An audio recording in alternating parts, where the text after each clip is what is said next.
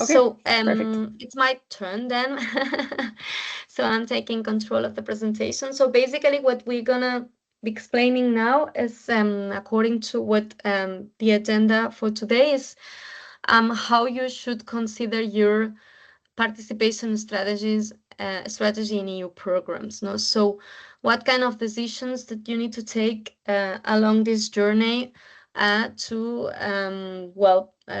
position yourself as a partner of a consortium or as a leader?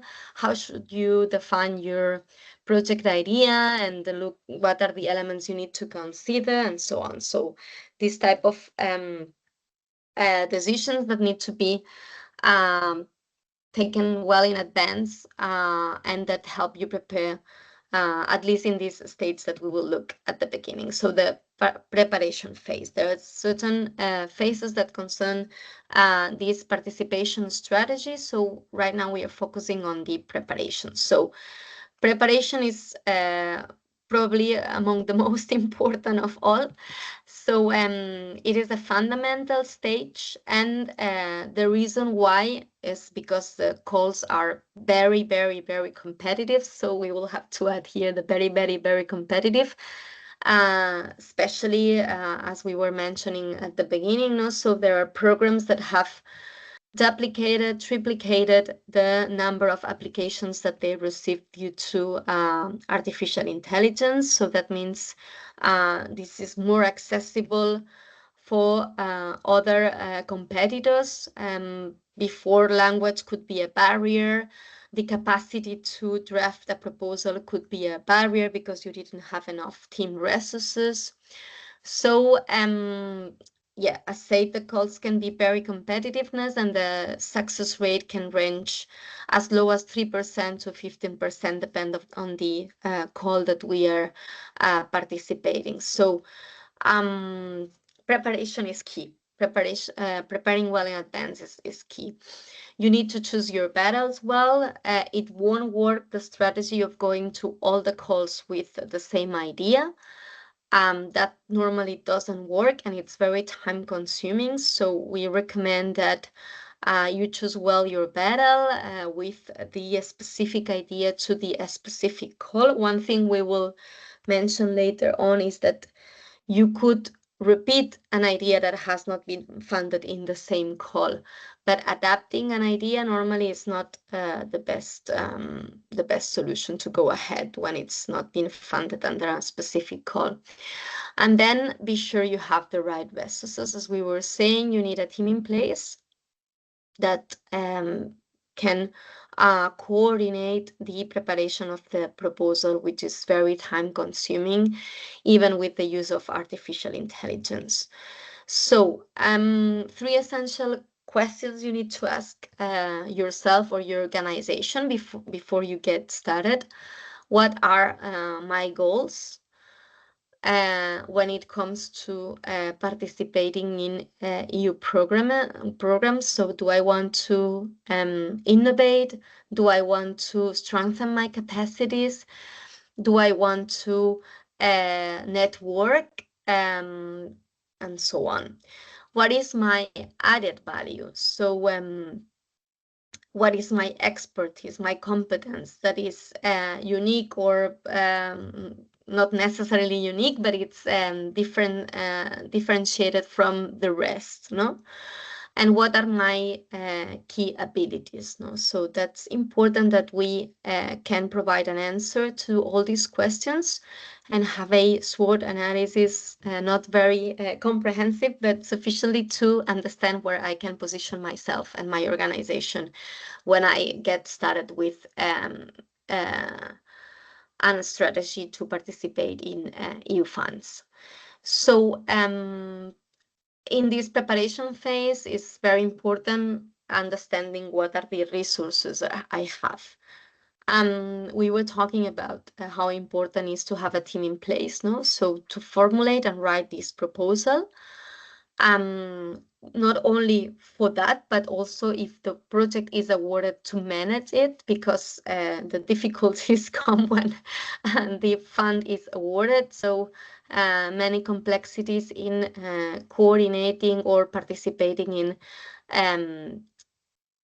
transnational consortiums with multidisciplinary capacities. English is a must, so necessary for a smooth communication among the partners and with the contracting authority, either be the European Commission or a decentralized agency. So you also need to coordinate support from all other departments. So it's not only the technical team in place, so the team related to that specific intervention, but also your finance team, accounting, and HR, and so on. Obviously, that won't apply for small organizations, but in any case, you need to have an understanding of what needs to be done and by whom, and specific protocols to tackle this, because there's a lot of documentation to handle, process to undertake, and so on. So not only human resources are needed, you can complement it obviously with financial resources. So for instance, when it comes to formulation and drafting of a proposal, you may want to also get support from a consultancy firm specialized. So that would be a possibility, which would help you in increasing your possibility of success, but also on not having your team so pressured by the deadline.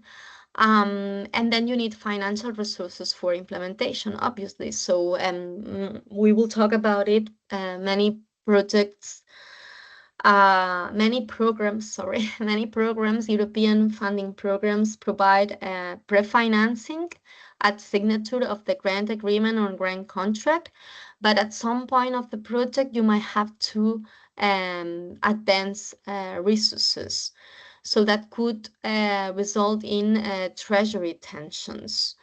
Not only the cash flow of the project is important, but also the resources you need to provide to co-fund the project, because most of these programs, except specific cases, do not co-fund 100% of the budget, but have different co-funding rates that can range from 50% to 90% or 95%, and to the total, which is 100%.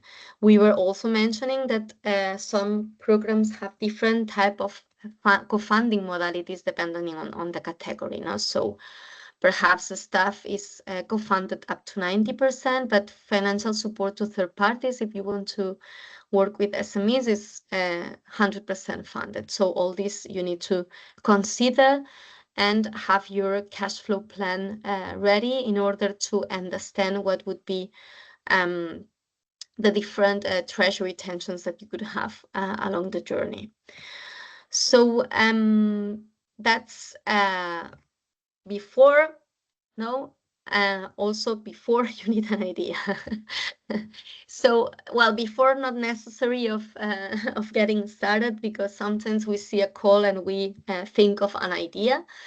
But what we normally recommend to the organizations we work with is to have a pipeline of ideas, no? So a different ideas you would like to promote from your organization that are that could be subject of funding. No? So as we were seeing with the overview of funding opportunities, there is all themes are covered, all geographies are covered. So if you are working in the agri-food sector, I'm sure either be it in connection to digitalization, to skills, to capacity building, or any other or innovation, you might find a relevant funding program for that.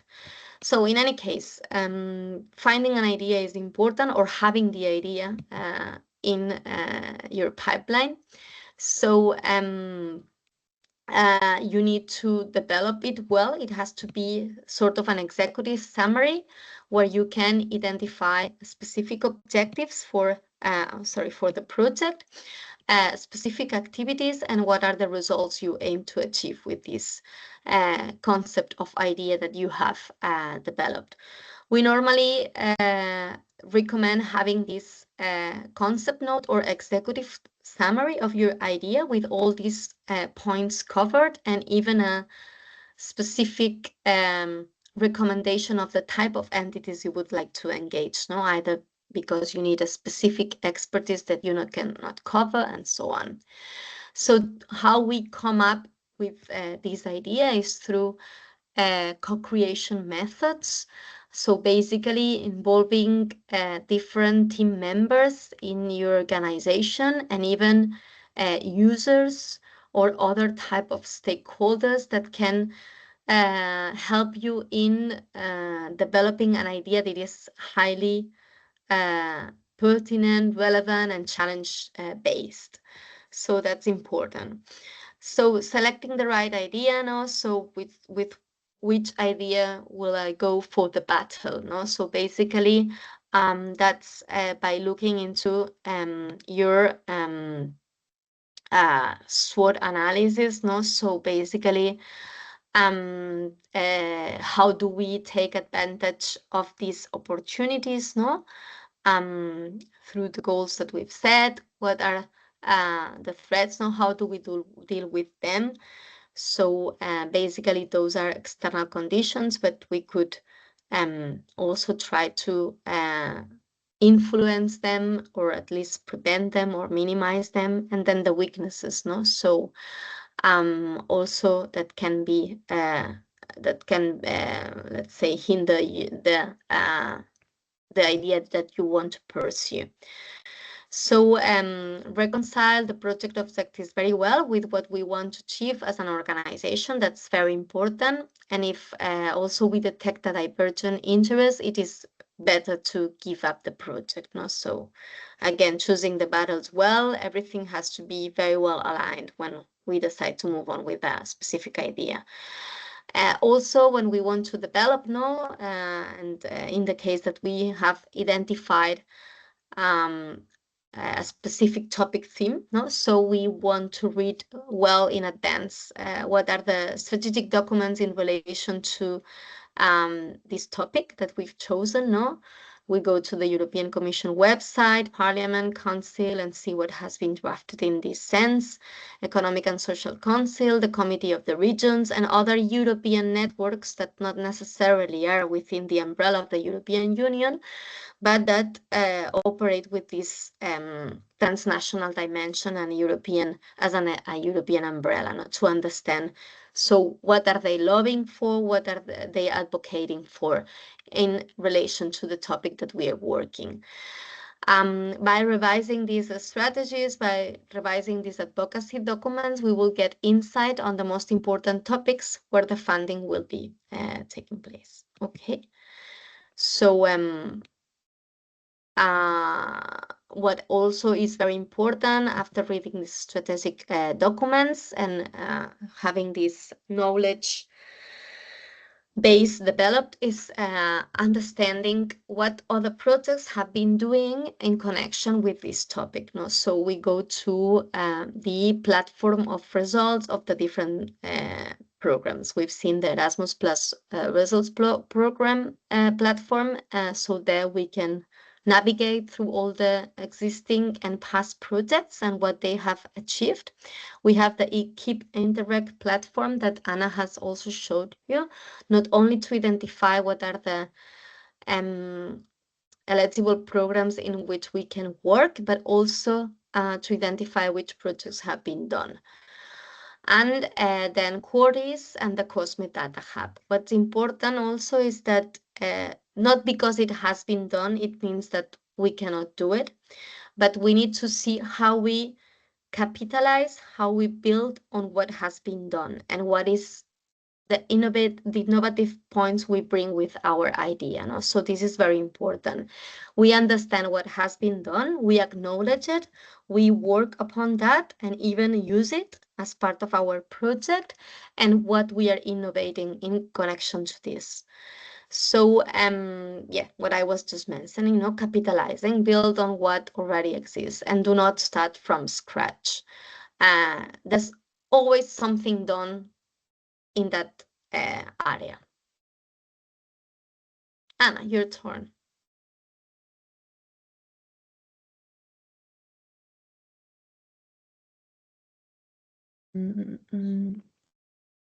As Marta was mentioning, there's many different ways to find ideas, to see what we want to do. So here we have some tools such as a needs analysis or creating a problem tree to identify the causes and consequences of any problem that might be affecting your region or your country that could definitely be translated somehow into maybe a cooperation project.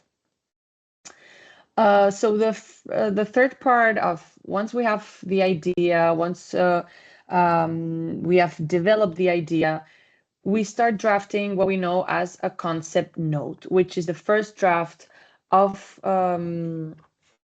what will later be translated into an actual project proposal. So what is a concept note? It is basically a project overview. So it's the first stage of a project. And what does it include? A project title and acronym, which is always requested by the different programs, which should be attractive, should be easy to pronounce and to write if possible. Relevance, so why is this problem or this project idea, solution relevant, and in what context does it make sense? What background is there? Then objectives, clear, general, and specific objectives of your proposed idea, your proposed solution to a challenge. Main activities and results. So that's getting more into detail of what the project will look like, duration, if you know it, budget and co-financing that you would need to develop it. If you already have an idea of the type of program that would fit with your idea, then you can add that information as well. Then the profile of the partners we are looking for in our consortium, because usually this is, let's say, the first presentation towards potential partners of what you want to do. So that's why the concept note needs to briefly but attractively explain why your idea is relevant, what will be done in the project, and maybe how potential profiles of partners, how they could fit in, and why you need them. And once you have identified not only the program that you're presenting, but if you have a specific call that you already know you want to present your proposal, then you can also include information on that. So the deadline of the call, what priority, what theme, because under one specific program, as you've seen, there are many different axes, many different topics, some of them that might be relevant, some not. But there might be an umbrella of very different calls. So you have to make sure that your proposed idea, your proposed solution really responds to what the call is requesting. The next phase, which is the research phase. We've been looking into the preparation phase with this output that we just mentioned that would be your concept note, this executive summary of your idea that will help you in finding partners and further developing your idea into a project proposal. So after this preparation phase, we would like to move on to the research phase, which concerns basically once I've got an idea and I have developed it quite well, I can adapt it when I look for calls, but it shouldn't lose the essence of it, okay? So basically, this is the next phase where I will look into the mapping of opportunities, no? So let's do this overview of programs that we just highlighted in the first session, in the first part of this session. That helps you understand which are the opportunities available. So how and where to look for European funds, no? So there are many specialized websites that provide information that can help you elaborate your mapping of opportunities, no?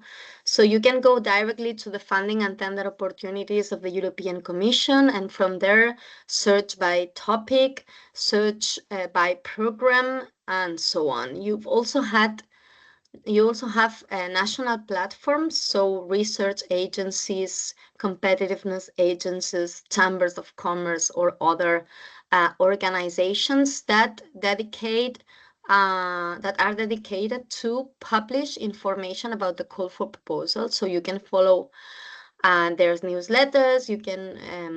You can get information on the upcoming calls and open calls. As said, each agency of the European Union have its own specific program website, where you will be able also to track what are the opportunities available. And then you have other European Union instruments like the Enterprise Europe Network, which is a large network of business support organizations across the European Union and beyond the borders, that one of its objectives is to facilitate access to funding and financing.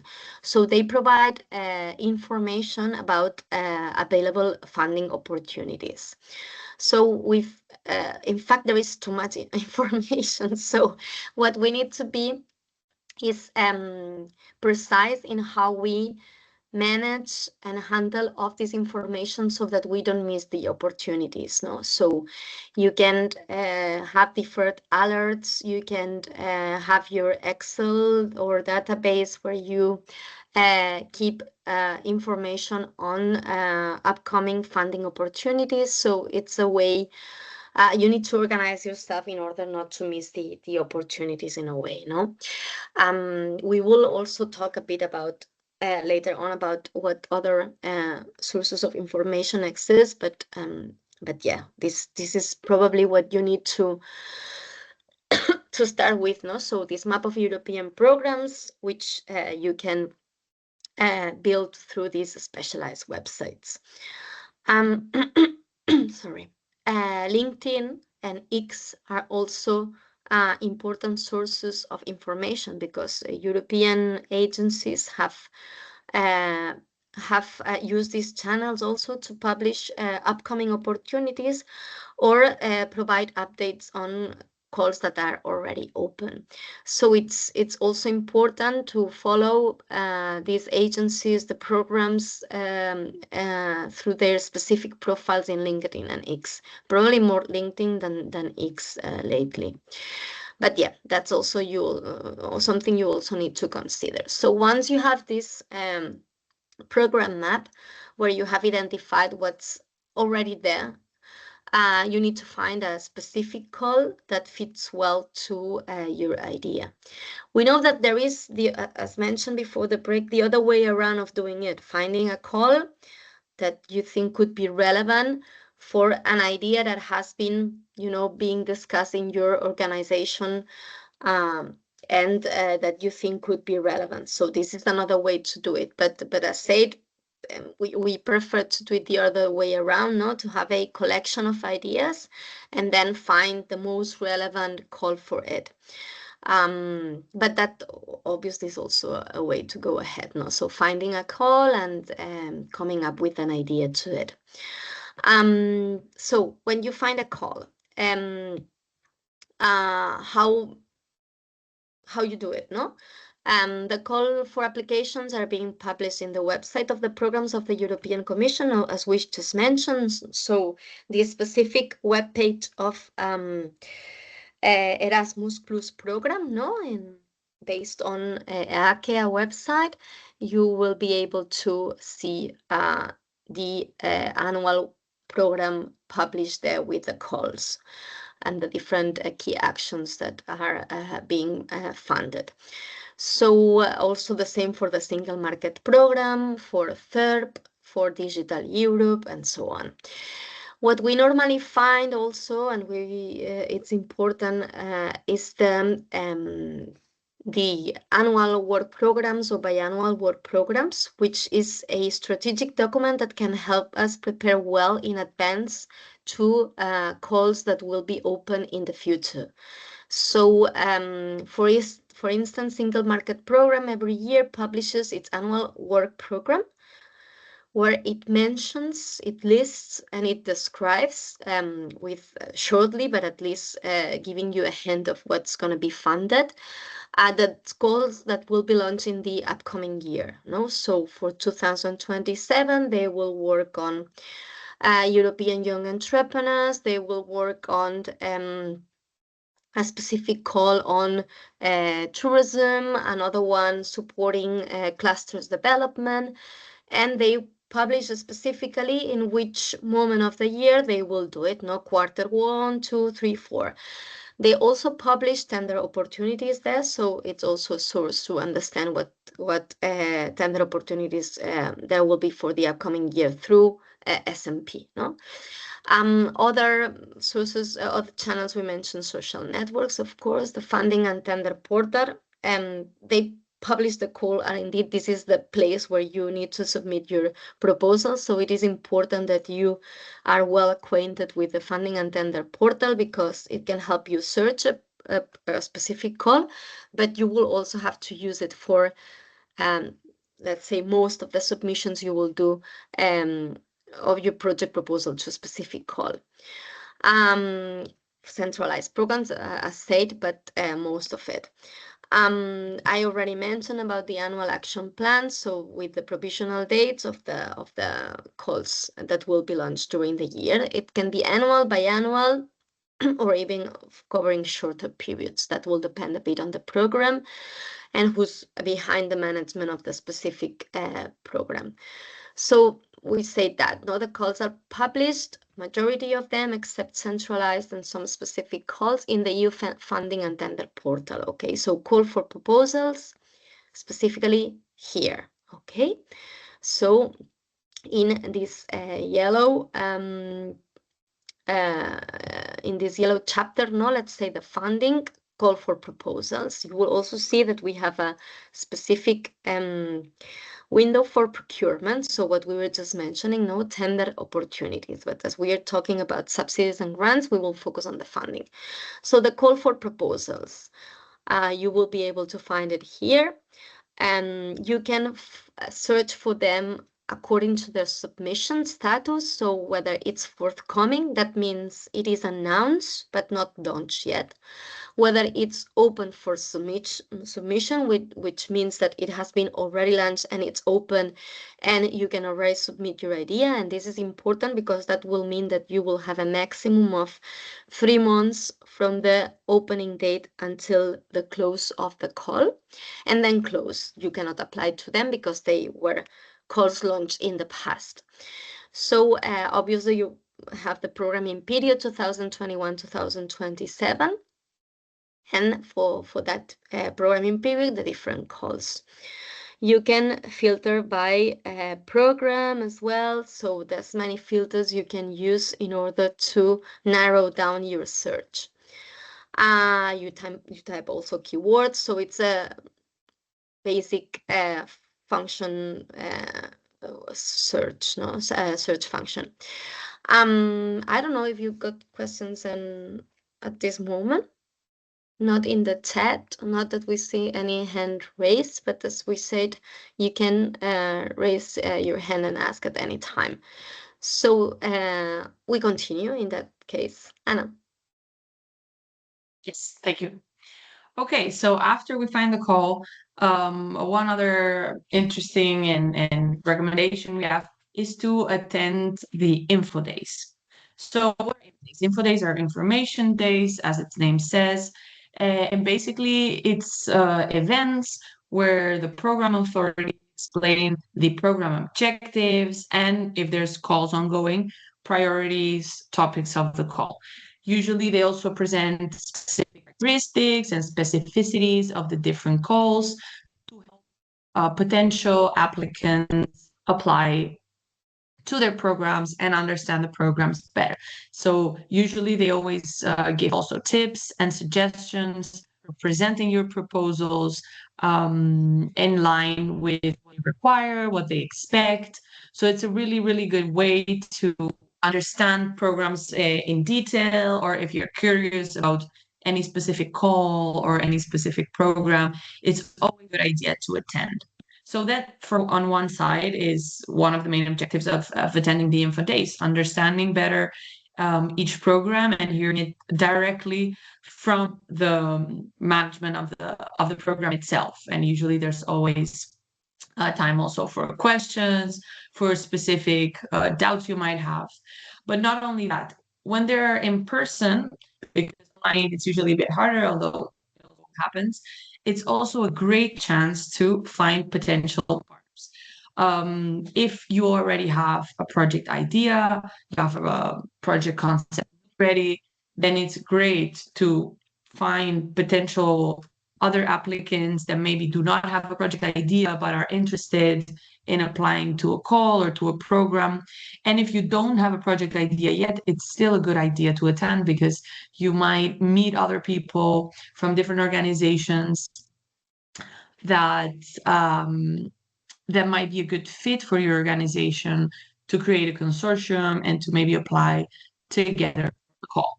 So these Info Days can both be online or in person, but in the in-person events, it's usually easier, to do this networking part, and it's a great way to find partners that are interested and reachable. Otherwise, they wouldn't be there. So that's always a recommendation. And you don't need to specifically have a project idea in mind yet, again, while attending these Info Days. While you're looking at potential options or seeing if the program really interests you, or if you can really apply, it's a good idea to attend the Info Days that you can, to get more information and to have a better idea of the European funding landscape in general. So the final and another step of the research phase will be to analyze the call. So once we have an idea, you have made a program map, you know what programs are available, you found a call, and you even attended maybe the Info Days for that call, then it's a good idea, even though these things can be done in parallel. We always present it in this cycle to make it easy to understand. You can imagine that most steps sometimes happen not exactly right, one behind another, but in parallel, or some of them at the same time. Then it's always time to analyze the call. So a few things to keep in mind. So once the program opens a call to select projects in line with its priorities and to offer financing, a call for proposals is published.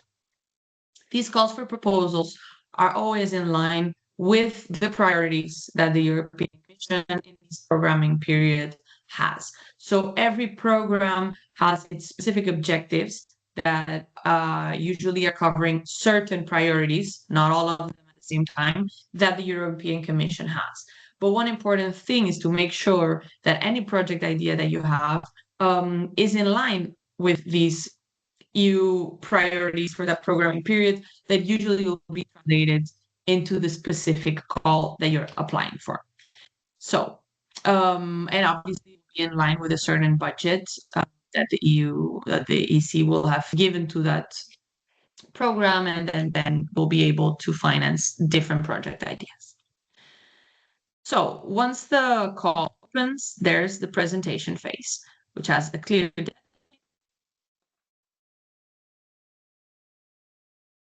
Anna, you're muted. You were muted for a second. Oh, wait, it was just my connection. Sorry. Maybe it was my connection. Can you hear me now? Okay. Thanks. So this first phase is the presentation phase. It's where you find your partnership, develop your project idea, and you develop your proposal and present it. What happens once you present the proposal? There's a specific deadline. There's an eligibility check before they get into the details and evaluate your proposal itself. So there's certain eligibility rules that you should have read very carefully before even attempting to present a project. These eligibility rules will be checked first of all. If you are in line with the eligibility and you're eligible, perfect, your proposal will pass on to the next stage and be evaluated. If not, your proposal will be discarded at this stage. So again, it's very important to analyze the call in detail, make sure that your organization fits the requirements, not only your organization, but your whole concern. And once you're very sure that you're eligible, that you fulfill all needed criteria for the eligibility check, then you start preparing your proposal. So once it's decided that your project is eligible and goes through, they start with evaluation. So what's very important also to keep in mind while analyzing the call is to check the evaluation criteria.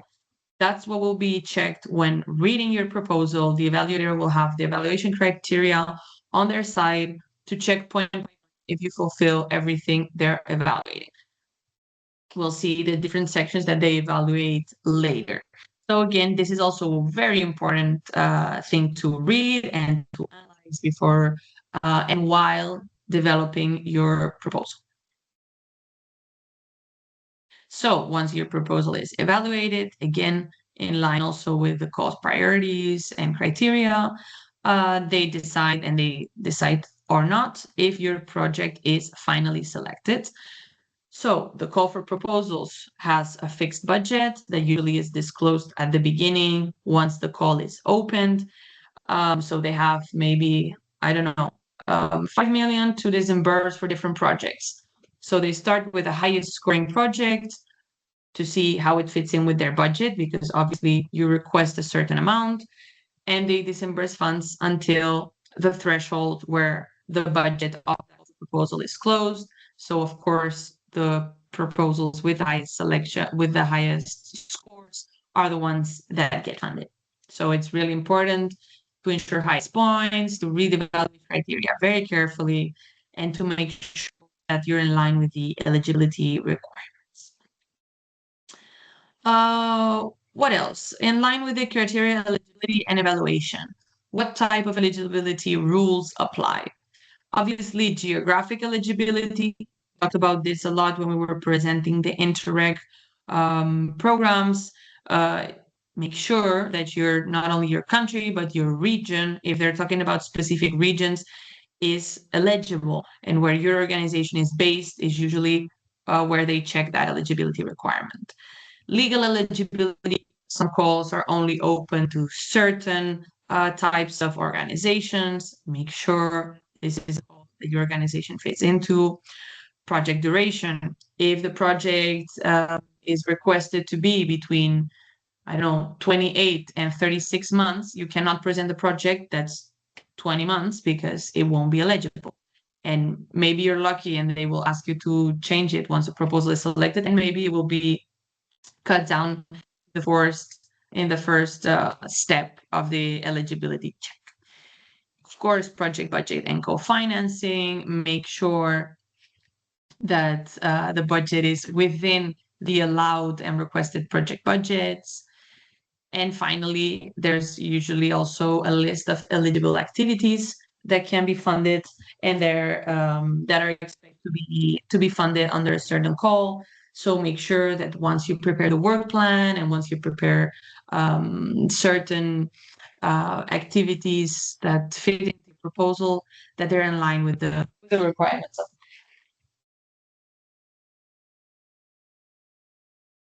So all of this, as you can see, is not even related to your idea. This is just the first check for eligibility rules. After all this is deemed correct and your proposal passes the check, then we move on to what really would be your proposal and your project idea. And then they move on to really evaluating what your proposal is about. And usually the criteria are very similar among different types of programs. First of all, there's always a section on relevance of the project where you really need to argue well why your project idea is relevant, why it hasn't exactly been done before in this way, how it responds to the call, etc., etc. Again, this is very good idea to mention the priorities that are mentioned in the call and how your project responds to them. Then there's always a part where they evaluate the partnership, so an explanation on the complexity of the consortium, Why is this partnership best partnership to implement this idea? You have to keep in mind while selecting your partners, but you also have to argue it really well, because you might have a great consortium, but if you don't manage to explain this well as to what each partner brings to the consortium and what their role will be, then it won't be reflected, and it might not be too clear to the evaluator who might not know the partners. Then, of course, there's criteria related to the technical quality of the proposal, financial coherence. So the budget is not only an add-on, it's also evaluated. And there's usually also effectiveness on why this budget fits in with the project needs. Sustainability is also an important aspect. Transferability, here it's more related to how project results, project outputs, deliverables, anything that your project produces will be not only sustainable in time, but also transferable, maybe to other regions, to other countries, partners, and will be used much after the project ends. And last but not least, this is also very, very important, is the impact. So you always usually have sections in the proposal that request some indicators, KPIs. We know this well with ENACT. And also explaining how this project will not only have certain indicators to measure this impact, but how it impacts beneficiaries, other territories, other organizations, etc. And these all conform a bit in huge blocks. Obviously, this is then more detailed in each call, in each proposal. Sections can vary a bit, but these are mostly the criteria that are important to keep in mind, that will be evaluated in any call that you present. So what should we look for in the call? We mentioned this already, so I'm going to go through it a bit quickly, but keep it in mind. Priorities and themes, as well as objectives to be achieved, requirements for the participants to make sure you're eligible, activities, and budget. These are the main things that you should check to see if a call interests you. Before you read the whole thing in detail, make sure if you and your organization and your project idea, if you have it, if it fits in. Otherwise, maybe move on to a different call. And obviously, eligibility rules. And the deadline is also important, as maybe you find a great call, but if it closes in 2 weeks, it'll be very difficult to conform a consortium and to write a project in that short time. So that is also important. That's why it's also very recommended to have or to make yourself kind of an internal alarm or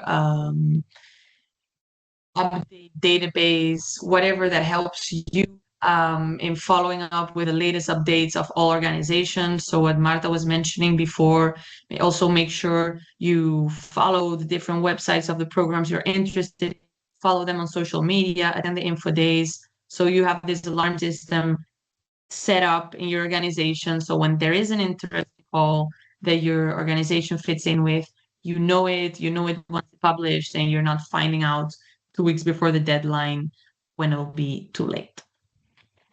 Okay, so since we've been talking way too much and to make sure you're all awake and you understand everything that we've been talking about, we're going to have a practical exercise now.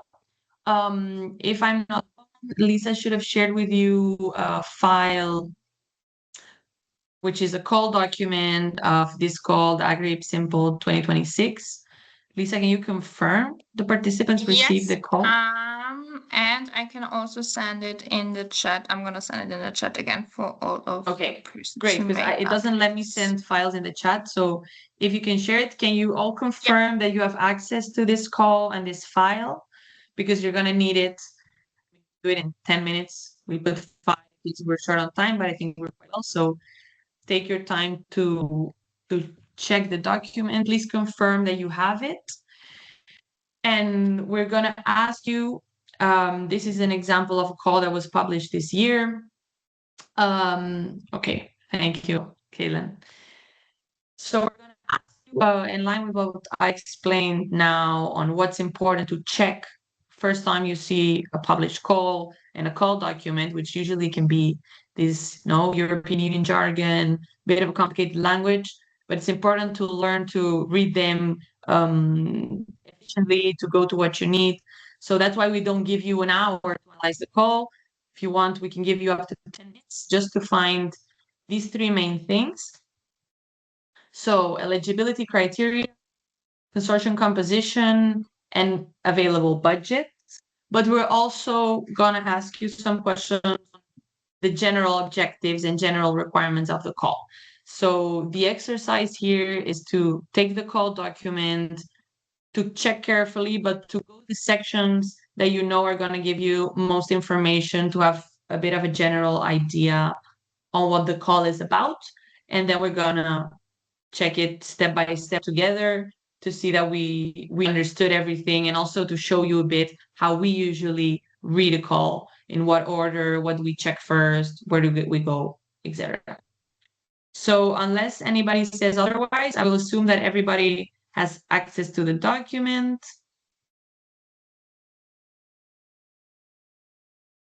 Okay, so unless there are any questions, you guys until 12. If you're done, let me know, and then we can check before. And then we will revise the call together. And if you have any questions, we're here. Either open your microphones or send us questions in the chat. Okay, but we're gonna see answers now in group.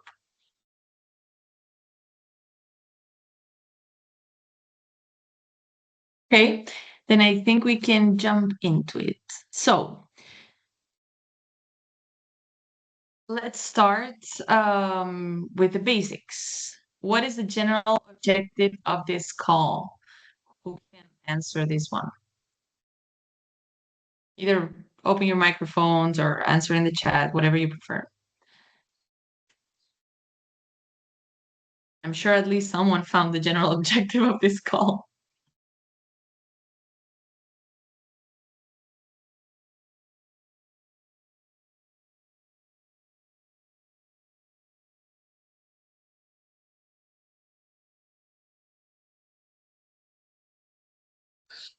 Hey there.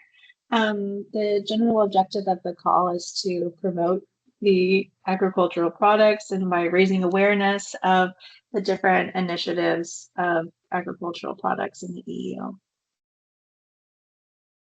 Great, thank you very much. Perfect. So in the call, you can find this explanation, but Caitlin here said it perfectly. So the expected ultimate impact they call, but it's also obviously a project goal, is to increase the awareness of the Union's sustainable agricultural practices and to enhance the competitiveness and consumption of sustainability produced agri-food products. But when they speak about objectives, they also talk about highlighting the sustainability of the Union agriculture, stressing its beneficial role for climate, for environment, and animal welfare. So one thing to keep in mind, sometimes it's not super clear. Usually the objectives are explained well at the beginning when they present the call, but you have different types of objectives. Sometimes there's a more overarching objective of the program, then the call has a more specific objective. Then they talk about impacts, which are obviously also related to project goal for the call's goals, etc. But in general, this is what the call is about. So thank you very much. So let's move on to the next one. This one was a bit tricky. If you looked at the eligible activities, did anybody check that? Activities could be funded under the call.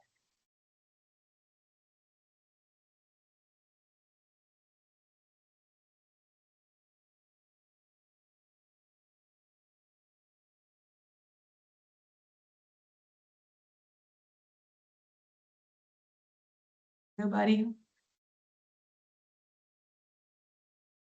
Okay, so if you checked in the call, you saw that they explained that the production methods of the products promoted at least 2 of the areas of actions listed in Article 31.4 of this regulation 2021-2115. So this is a bit of a tricky question because you had to go to find this regulation to know what areas of actions were actually listed in there. And that sometimes happens. So you got to be a bit, yes, Ingrida, please. We don't hear you. I think you're muted. Your microphone is muted. Sorry, I was talking. I was just sorry for interrupting. Maybe it's you will explain this later, but from your experience, if you see that eligible activities at least 2, so it's better to keep these 2 or to cover as much as I can, for example. And to cover, if I can cover all, so is it better to include all activities in my proposal or just to keep the requirement to have at least 2 and that's all? I would say it's always good to maybe, obviously the minimum is 2, so you know you have to keep those. I would say if you can include any extra ones, that would be great as well, but don't try to cover too much, because if you try to cover everything, it might be seen that it's not realistic within the project budget, within the project duration. Usually at least 2 activities is because the program itself considers that's what makes sense given the timeline, the budget, the objectives. So we try to grasp too much and say, okay, let's cover everything. It might not be seen very well in the evaluation because they will say, well, I mean, this is not very realistic. So they might do them all, but they might not do them as well or with as many resources as might be needed. So I would say, obviously, this is subjective, depends on the call, depends on your type of project, type of consortium. So I would say without trying to grasp everything or too much, it's always good to expand a little bit any minimum requirements that are asked for in the call, but keep it realistic because you have to justify very well that you will be able to implement anything that you mention and that you propose. I don't know if Marta wants to add anything, but I think our experience, this is a bit what we found with evaluators. Okay, thank you.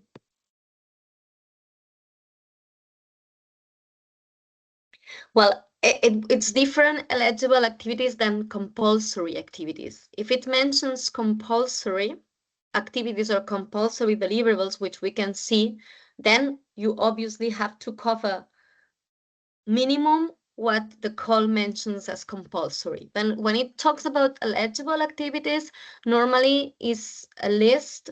It's non-exhaustive and it's not necessary that you respond to everything. So so what you need to make sure is that the expected outcome and results that the call is mentioning, you respond with the activities that you propose so that this is feasible, okay? Adding to that. Okay, thank you.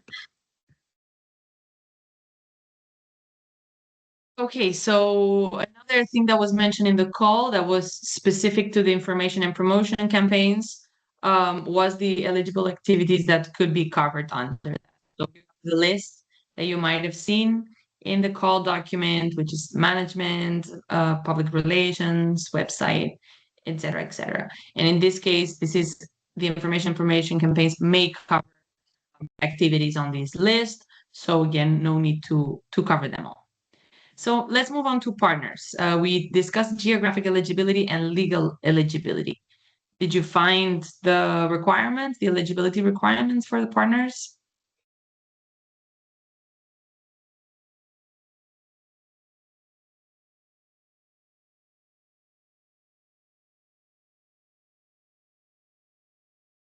Okay, so these were the rules that you could find in the call directly. So obviously they needed to be legal entities, both public or private, be established in an EU member state, and fall under this Article 7 of the regulation that they were mentioning. So in this case, to be eligible, you had to be a trade or inter-trade organization representative of the sector, producer organization or association of producer organizations, agri-food sector bodies with a public service mission for promotion legally established for more than 2 years.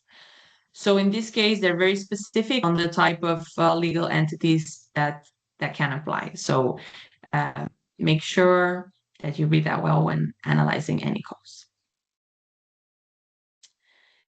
And another thing that they were mentioning, and here it was more related to the partnership, were the mandatory representative requirements.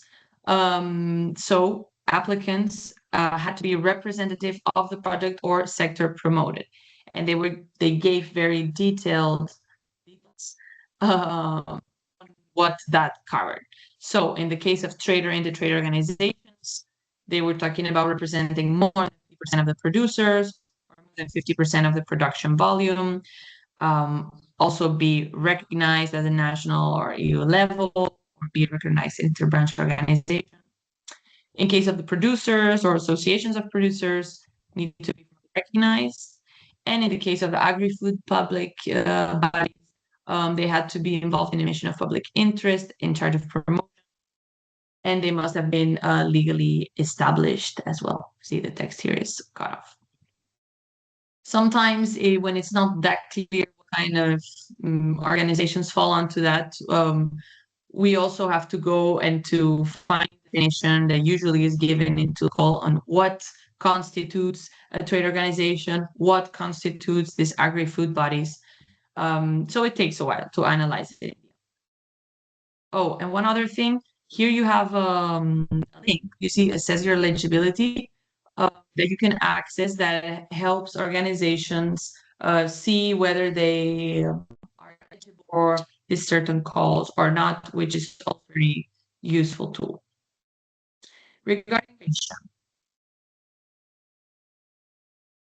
any comments? This one was easier. So maximum 36 months and minimum 12 months. So within this bracket, you could decide the months that you needed to implement your project. And last but not least, regarding the budget. So if you saw correctly in the call, the project requested grant amount did have a limit, although it would be interesting to see what the total amount was in the call, what the total budget was for that specific call, so you can get an idea of the amount of projects that can be funded. And then the co-financing rate for simple terms in the internal market would be 70%, or 75% in specific cases. Okay. So now we move on to the third part of participation strategy, which constitutes after making the decision making. So now we have the call analyzed, we have the project idea, we have our concept note, we move on to the association phase. So finding our partnership. So before finding our partnership, we should understand what roles there are and which should apply to us. And then we can build the consortium with other partners. So what roles are there? So first role, and probably the most important one, is the one of the lead partner or the coordinator, which is the organization that leads the whole consortium forward and that has the main responsibilities also later with the commission. So the role is managing the project. They lead the design of the proposal, sign the contract with the commission. So they act as this front line between the partners and the commission. They coordinate implementation. And some requirements to lead partners are previous experience in EU project is usually always recommended. If you have never participated in a project before, we usually recommend starting out as a partner or with another smaller role. Having a good treasury, this is very important, as usually the disbursements of expenses and of payments come after you start implementation and after you do the activities and spend the relevant amounts. So it's important to have this good treasury, especially for the lead partner, although this is also applicable to others. Then we have the partners. So its role is in implementing the project. They contribute to the design of the proposal, although they don't lead it. They sign the partnership agreement, so the agreement between all the members of the consortium, but they don't sign directly the contract with the commission. The partners, yeah, exactly, partnership agreement. And they implement the activities. They can be work package leaders. So work packages are groups of activities that cover a specific objective in the project. And they're also required to have good treasury. A good command of English is very important. Most EU programs use this as a working language. And third, we have the associated partners. So associated partners have a limited role as they're not so formally involved in the consortium as the other two. They don't have responsibilities linked to a contract. So they participate in some activities and you can contribute experience or insights. It's also a way to be involved in a project without a budget or without really detailed responsibilities, because it's more of an role. There's no European financing covering costs for associate partners. Only sometimes they can be refunded an accommodation by a member of the consortium, so by a partner.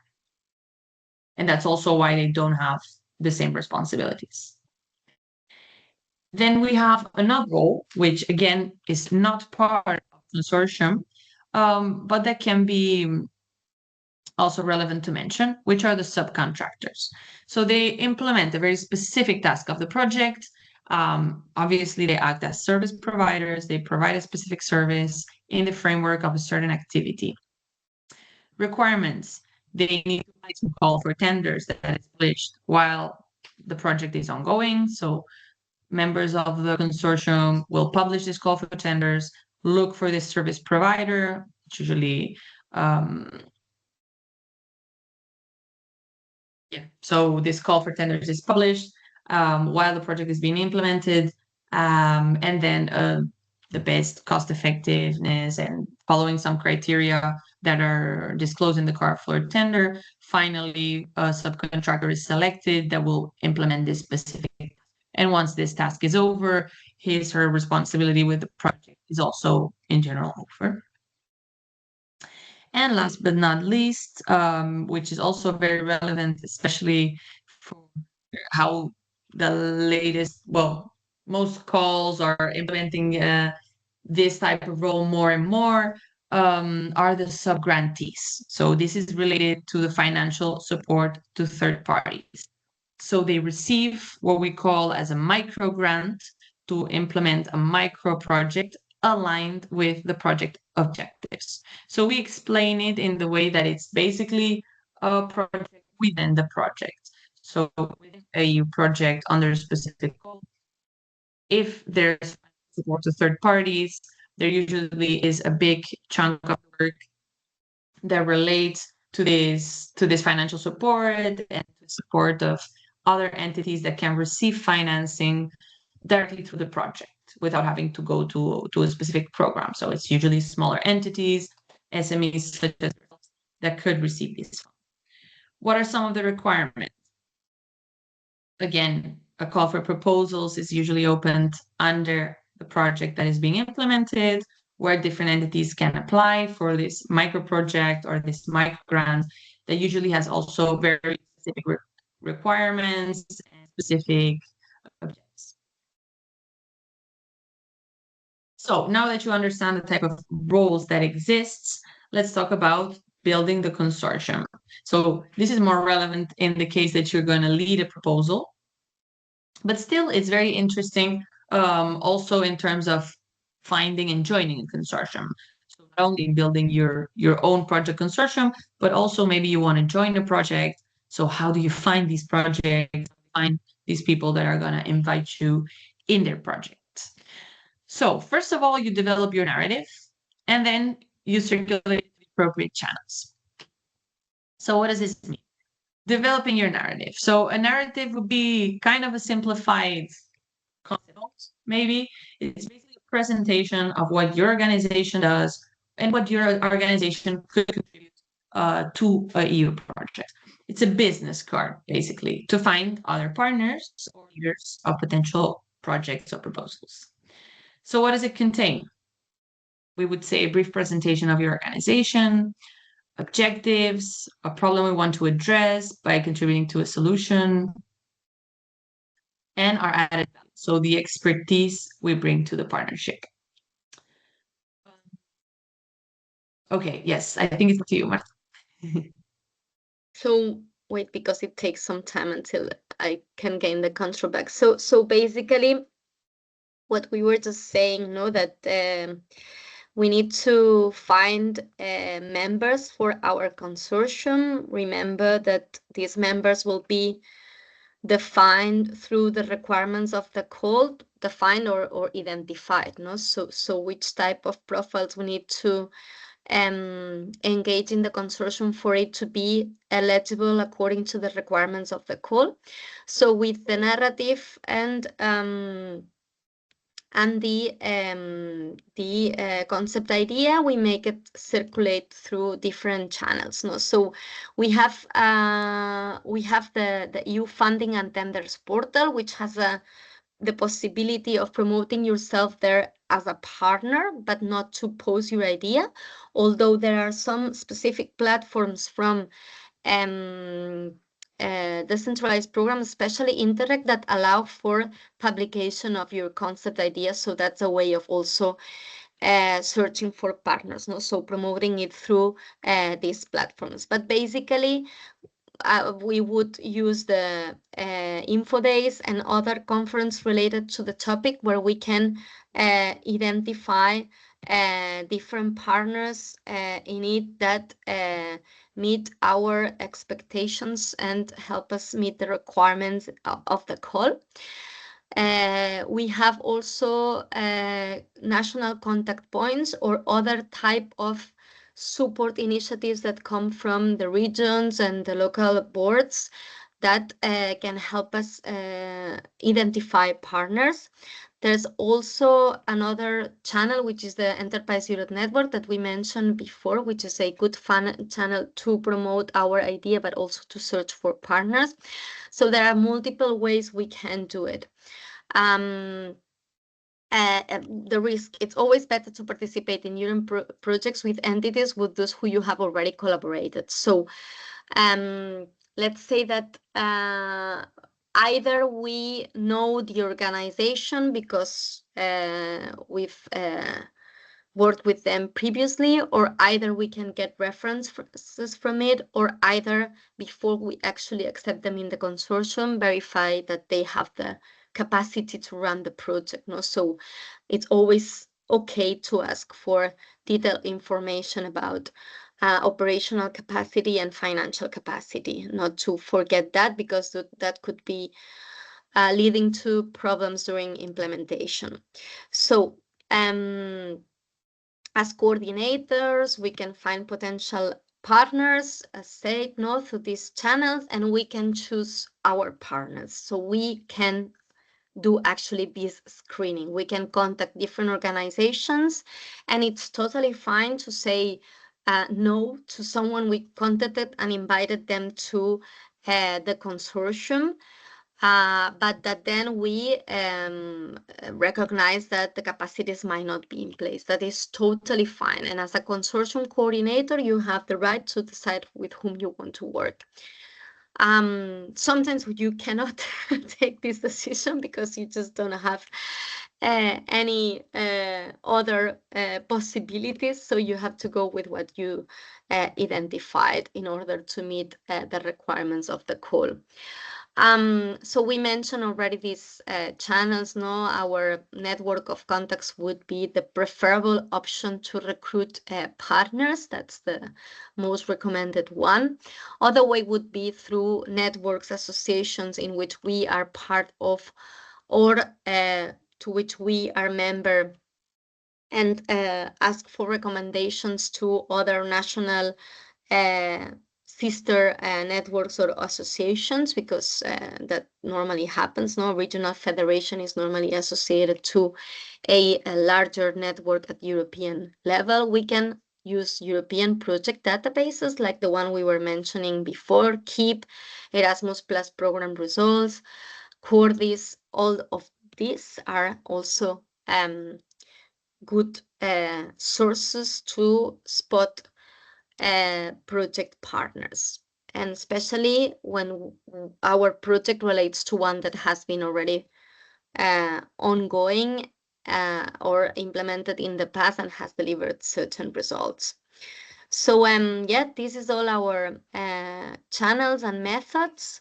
We can also say use these info days and informative sessions to spot candidates. And then the other type of channels as last resort, so the partner search tools in the available platforms. No? So if Interreg Europe has a search tool, you can use it. And other channels, so social networks. We mentioned that LinkedIn is also a good platform because most of the projects have a LinkedIn account, and because obviously organizations have their profiles there. So what criteria? We will take a decision on whether the partner is suitable or not based on its location, so whether it helps us meet the geographical criteria that the call is asking for. So sometimes the minimum requirements tend to be, because that's not a rule for all, that there are some exceptions, but normally it's at minimum 3 member states. So we will have to decide based on that from one side. Then other variables might be experience and expertise, as mentioned before. So it's fine to ask for the list of projects, what have they done in the past, and what kind of expertise they have. We might assess the complementarity to what we have already in the consortium or what we expect to recruit for the consortium. No. And as said, reputation is okay to ask reference to other organizations.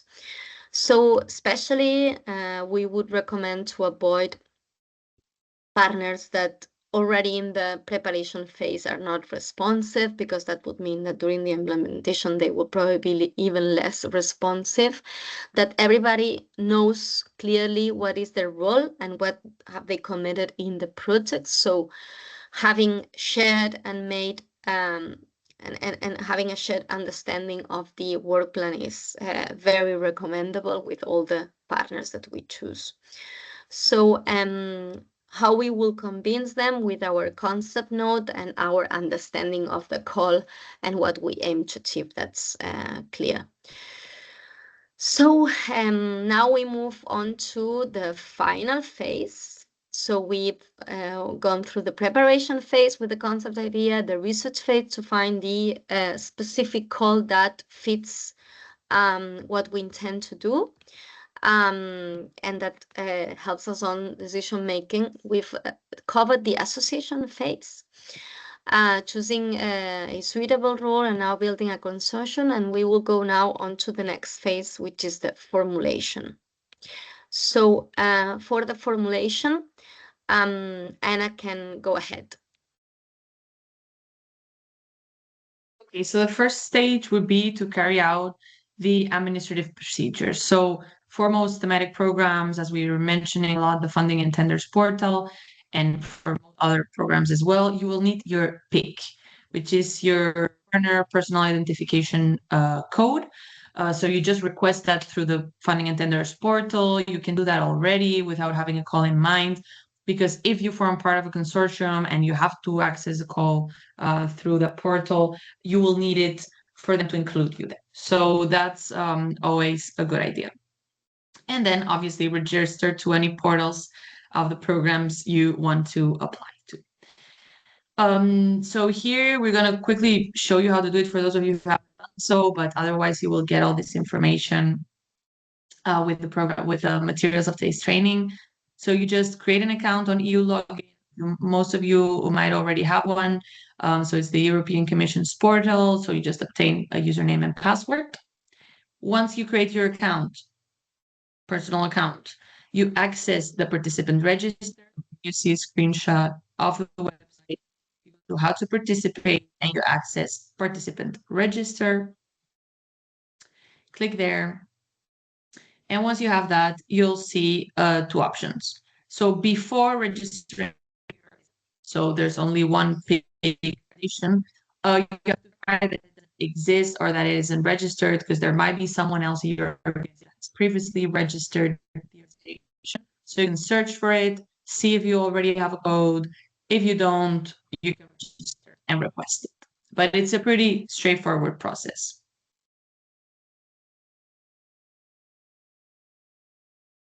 So, and here you see a few screenshots of how it looks like, but it's a regular register. So once you register your organization, you will just have to fill in all the fields that they require.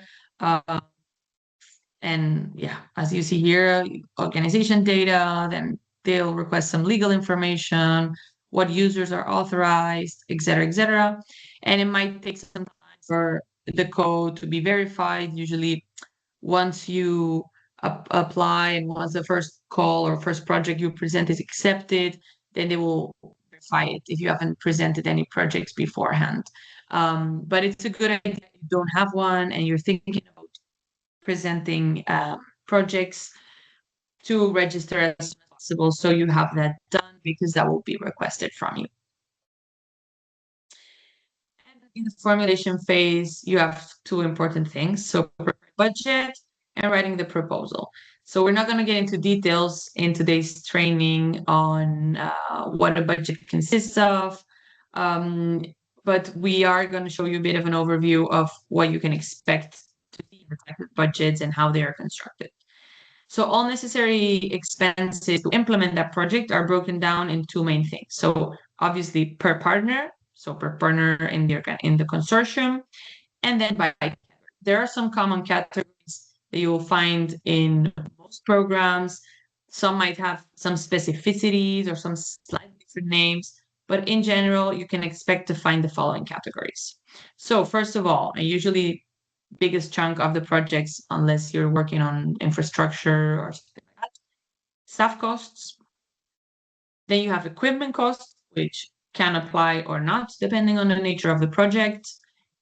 And administration costs, travel and accommodation, external services. So here goes everything we were mentioning before on subcontractors, service providers. These would go under external services, and if applicable, so that's financial support to third parties and the micro projects we were mentioning. And then the technical proposal. So usually these 2 things are prepared side by side while you're writing the technical proposal. Usually once the project is more or less defined, you start negotiating with the person, fitting in the budget, but this can be done in parallel. So the technical proposal usually consists of 4 big chunks. So obviously it has many more sections.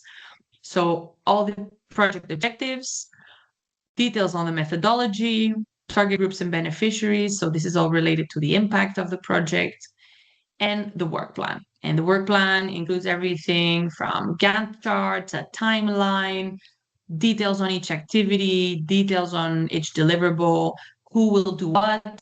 So we have some tools like the responsibility assignment matrix, or Gantt and PER charts, where you have these organization on how you will implement the project specifically. So it's not enough just to present a nice work plan and activity. You have to explain in detail who will do what, when, with what resources, and why they're the best organization to do so. And usually it consists, here we put 30 to 70 pages, can vary a little bit, but usually this is a normal amount of pages for a technical proposal that needs to include all of this. So as we mentioned before, the coordinator is usually the responsible one, usually always, to write the proposal and to prepare the budget, although ideally they will always have contributions of the partners. There are some proposals that they will need more input from the partners, maybe some of them less if they already come with a very developed idea. But it's always a good idea to involve all partners from the start, also because that way they feel the project also as their own, and it will be easier if the project is accepted to implement it. Of course, you can also have external support if you need in the drafting of the preparation. So sometimes there's an external person or organization that is specialized in formulating proposals or in EU funds that can help you. And some organizations decide to use that as an extra tool. And minimum preparation time, we would say 2 months. Of course, this depends on how advanced your project idea is, or if it's something you've discussed before or not. But it's a good idea not to cut it shorter than 2 months in general. So that would be it for the participation strategy from the preparation phase to formulation and the submission of the proposal. So we saw today a bit in big terms, but I think we hope you got a more detailed idea of what the participation in EU projects consists in. But one last thing, after the formulation phase, would be, so here you have a bit of the stages of submitting a proposal. So we were mentioning now from the publication of the call to the delivery deadline. This is everything we saw today, which are usually done online. So the proposal design, which we were mentioning. So after the proposal is delivered, we enter a few new phases. So the first one, which we already saw a little bit, is evaluation. So this can take up to 6 months, or sometimes less, sometimes more, but the standard is between 4 to 6 months. And once the publication is available and the proposal is selected, then we move on. Before starting the implementation, we have another phase, which is contractualization. So it's another phase that can last for a few months. And it usually it's more, the coordinator is more involved in this phase than the rest of the partners, because there's not much the partners can do in this phase, which is basically the negotiations with the program. And in this phase, the contract is signed, but they can also request some slight modification to the project, or maybe they will ask for a partner to change a certain activity or to change the timeline. So there's these small modifications, the signature of the contract, and all of this negotiation and contractualization phase after the selection of the proposal. So once the contract is signed, then finally the project starts. So this is also a bit for you to see how long it takes, actually, since you have a project idea until you sign the contract and you start the implementation. A year sometimes can pass. So it takes a while. It's not an easy nor fast process, but it's still worth it. And we very much recommend you to start participating in EU funds if you haven't already done so. So one last thing to mention: what if the proposal is not selected? So we would always recommend asking for detailed feedback if there's not a detailed assessment already given to you. So that way you can revise and analyze what went wrong, and don't think that that's a project idea that goes to waste. Usually, and this happens a lot, if a project is not selected at the first time around, you can present a project in further calls of the same program. Maybe in the next call that will be the same, or maybe you can adapt it slightly and you realize this was not maybe the best fit for this call, so you present it in another program. So don't be patient, persevere, and don't think that because a proposal isn't selected, it's wasted time and wasted work. So before we into questions and answers, we again wanted to ask you, let's open the Slido again. Give me 1 second. We wanted to ask you about any difficulties that you might have encountered. You don't need to enter Slido if you can respond directly, opening your microphones or sending a message in the chat. But I want to know what difficulties you perceive now after today's training a bit to participate in EU projects. So yes. Sorry.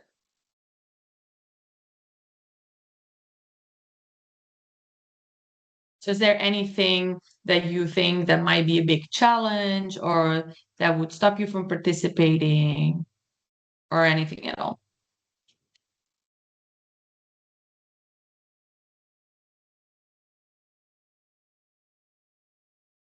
Okay, no experience, but did today's training maybe clarify a little bit how you could participate even with having no experience, or did you get any maybe new ideas on how to start?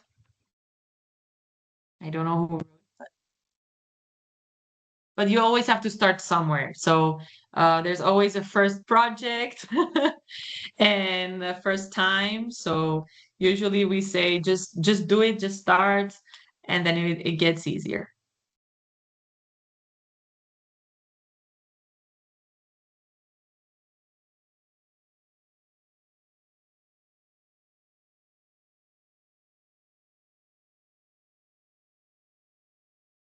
They need to learning by doing, or attending workshops.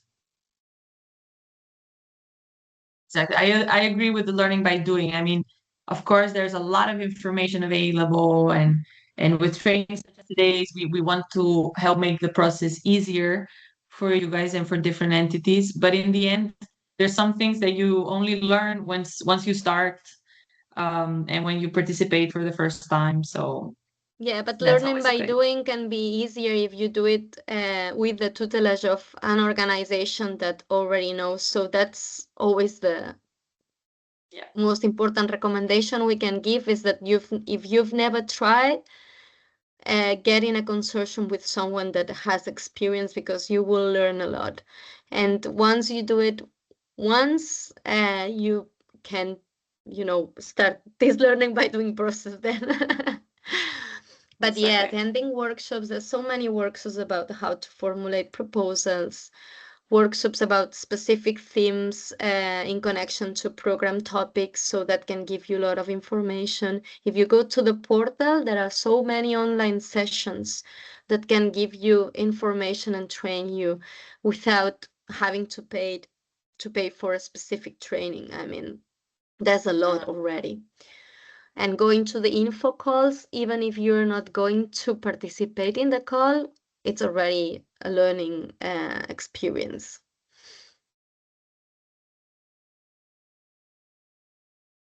Okay, so if there's no further answers, let's open a bit of a Q&A.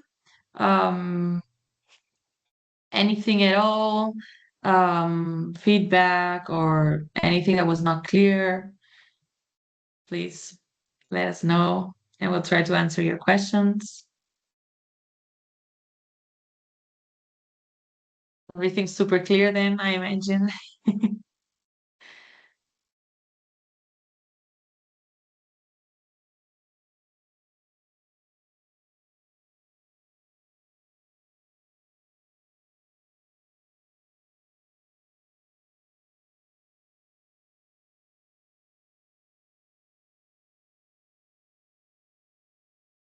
Okay, well, I see there's no questions. So I think we can stop here. We went quite quickly, as I imagine. I want to think it was super clear, because when there's no questions, you don't know if it's because nobody understood anything or because everything was so well explained that everything is clarified. But we really hope that today's session was useful for you, that it gave you a good overview of the possibilities, of the strategy, of the available funding options. And of course, you know where to find us if you have any questions afterwards. But I believe that Lisa will share materials we will send her with all participants. You can access these documents whenever you need them. And thank you all for attending and for being here. And hope to meet in other contexts, in other projects. Yeah, so that's it from our side. Thank you. Thank you very much. And we will send you the certificates in the next few days. So thank you also from my side. Bye. Thank you. Bye. Bye-bye. Thank you. Bye bye.